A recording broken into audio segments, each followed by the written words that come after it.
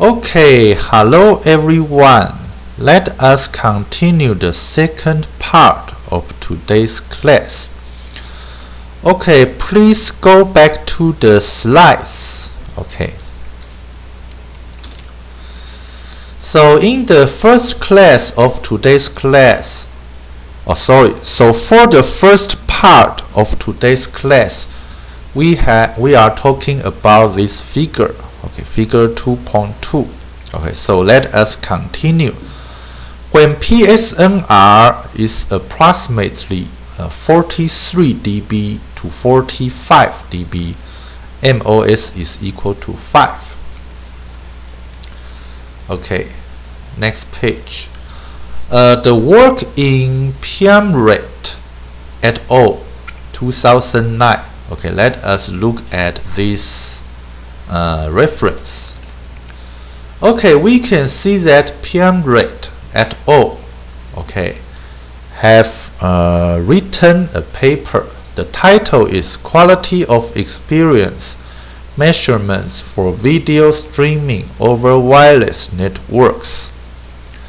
Okay, which is a conference published in Information Technology New Generations 2009 ITNG 09 6th International Conference on. Okay, so this is an IEEE conference and the paper is published in 2009. Okay, so let us go back to page 62. The work in Pyamret et al. In 2009 presented the heuristic mappings from PSNR to MOS as shown in table 2.1.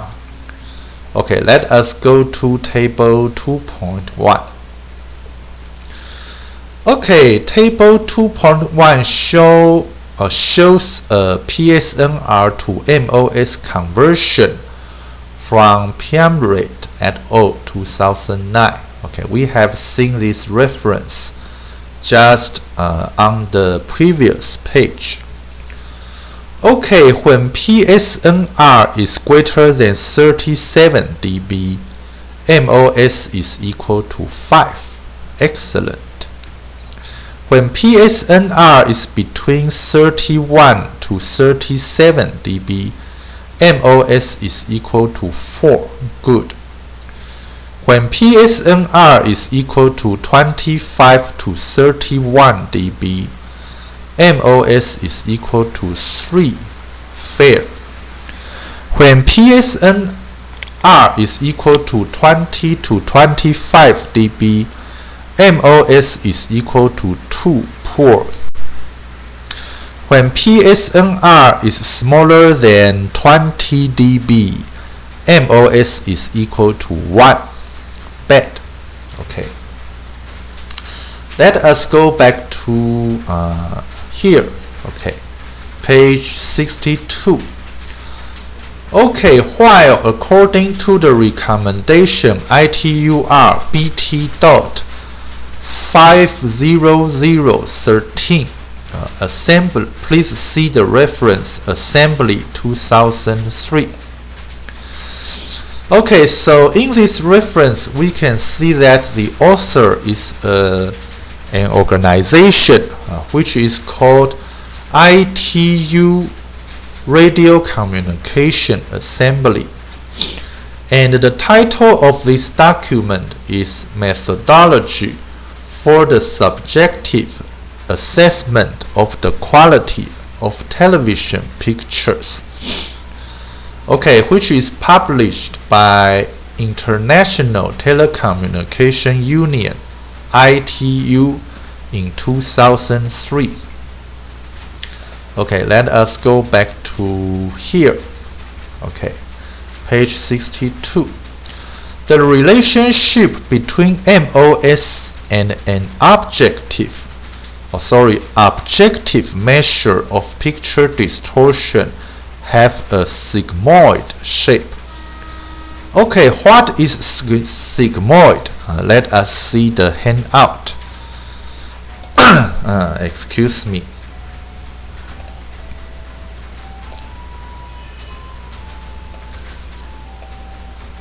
Oh, sorry.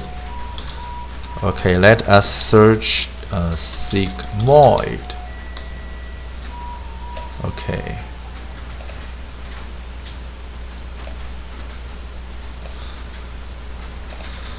Okay, page 62, problem 1. What is sigmoid?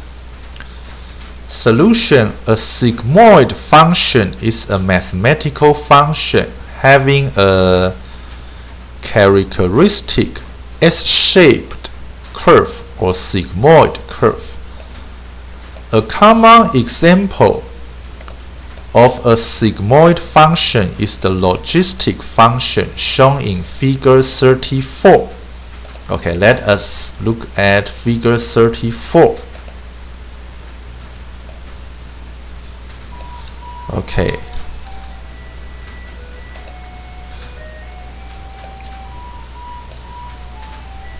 Okay, figure 34 shows the logistic curve. Okay, we can see that the x-axis is from -6 to 6, and the y-axis is from 0 to 1. When the x value is equal to -6, y value is equal to 0. And when x value increases, the y value also increases in a smooth manner. Okay, when x value is equal to 6, the y value reaches 1. Okay, let us go back. Okay. So in figure 34 and defined by the formula, s of x is equal to 1 divided by 1 plus exponential negative x, and which is equal to exponential x divided by exponential x plus 1. Okay, so it is you can multiply the numerator and the denominator by exponential x at the same time. Then you can get this equation. Okay, and it is equal to 1 minus s of minus negative x. Okay, why does this equal to 1 minus s of negative x? Okay, let me show you. Okay, so let us look at the blackboard. Okay, because I do not have a blackboard, let me use the Microsoft instead. So now we are looking at equation 84. 1 minus x of minus negative x.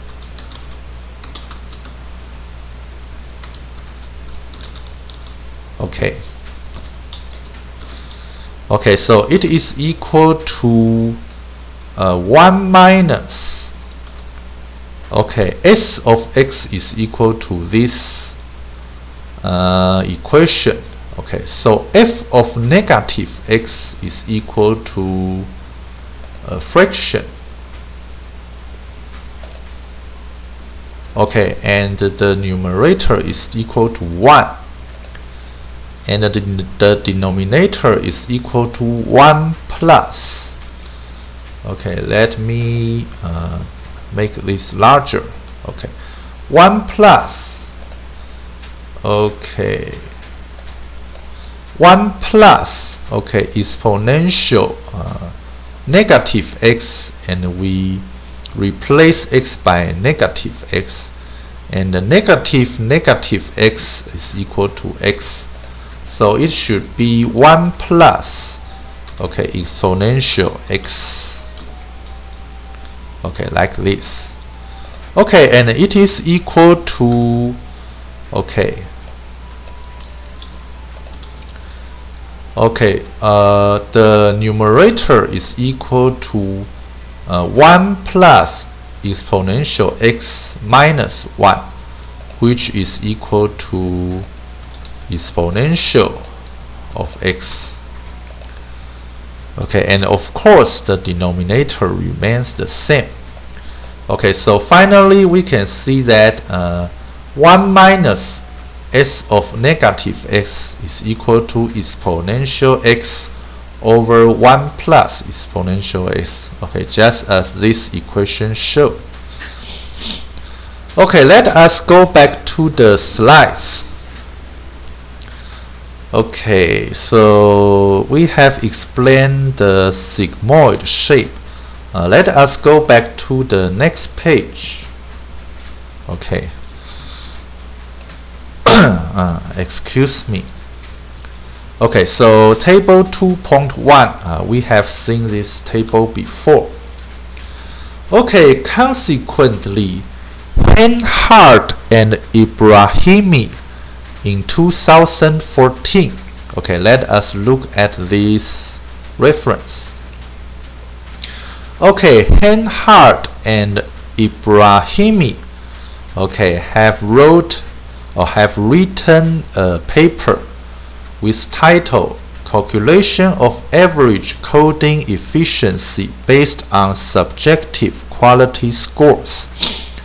Okay, which was published in Journal of Visual Communication and Image Representation in 2014.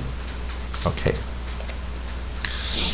Okay, so consequently, Henhart and Ibrahimi in 2014 claimed that if picture distortion is measured with an objective metric, for example, PSNR in dB, then a logistic function, okay, we have introduced a logistic function in the handout, okay, of chapter 2, okay, just okay in the related to the corresponding to the page 62 of the slides.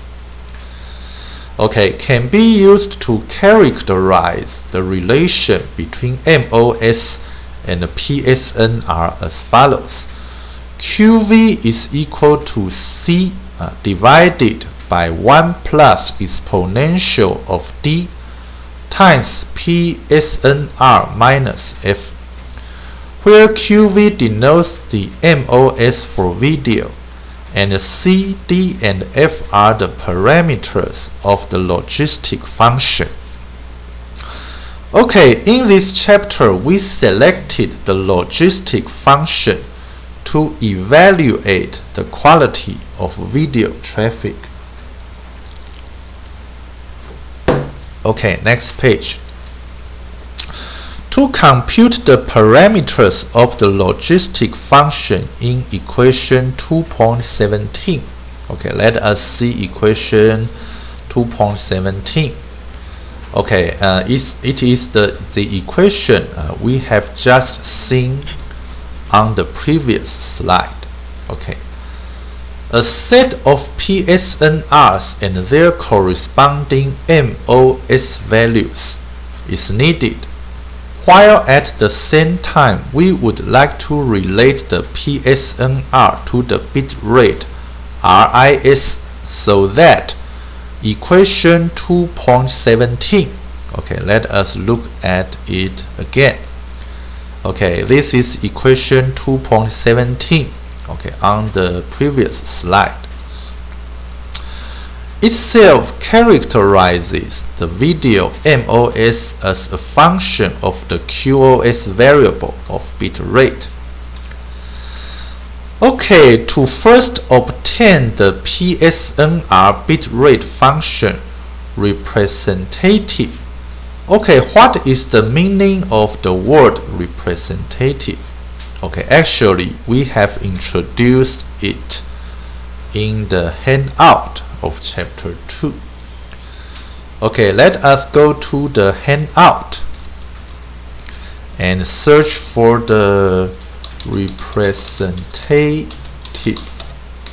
Okay, so okay, here, what is representative? Okay, solution, typical of or the same as others in a larger group of people or things. Okay, let us go back to the slides. Okay, representative of video sequences with different resolutions and levels of activity. We averaged over the PSNR bitrate functions for multiple MPEG-4. Okay, what is MPEG-4? Okay, let us see the handout. Okay, so let me search for MPEG-4. Okay, good. Okay, page 66, problem 1. What is MPEG-4? Solution, MPEG-4 is a method of defining compression of audio and visual, okay, which are abbreviated AV, digital data. Okay, it was introduced in late 1998 and designated excuse me again, a standard for a group of audio and video coding formats and related technology agreed upon by the ISO/IEC. Okay, if you do not know what is IEC, that is okay, because it is not the key point here. Moving Picture Experts Group, okay, MPEG, okay, so it is read as MPEG. So ISO/IEC JTC1/SC29/WG11. Okay, again, if you do not know what is the meaning of these abbreviations, that is okay, because these are not the key points here. Under the formal standard ISO/IEC 14496, coding of audio visual objects. Okay, let us go back to the slides. Okay, MPEG-4 coded video sequences at different resolutions, 240p, 360p, and 480p. Okay, what is the meaning of these three terminology? Okay, let us look at the handout again. Okay, it should be on the, okay, here.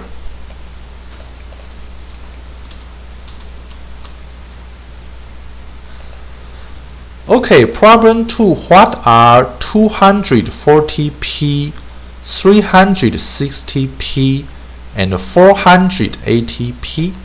Okay, solution, 240p, 360p, 480p, etc. are video solutions which denote the vertical resolution. Okay.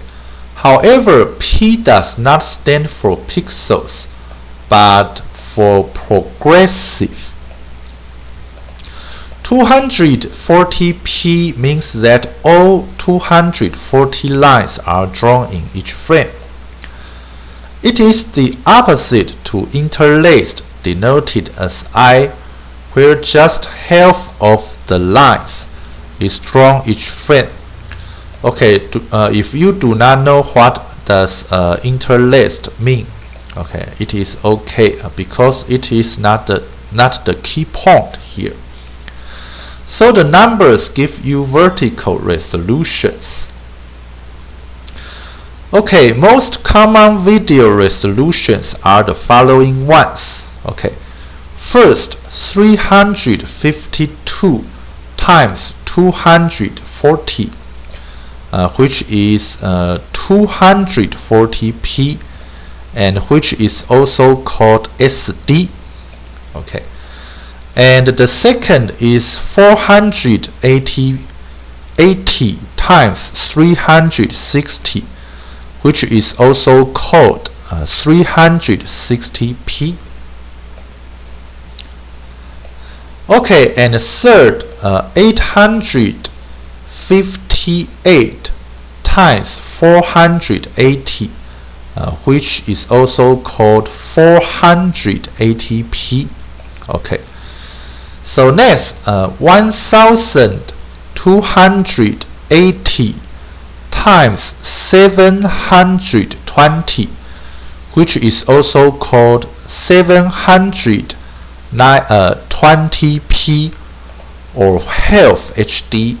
Okay, where HD means high definition.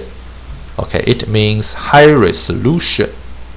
Okay, next is the 1920 times 1080. Okay, which is also called 1080p, which is also called Full HD. Okay, the last one is 3080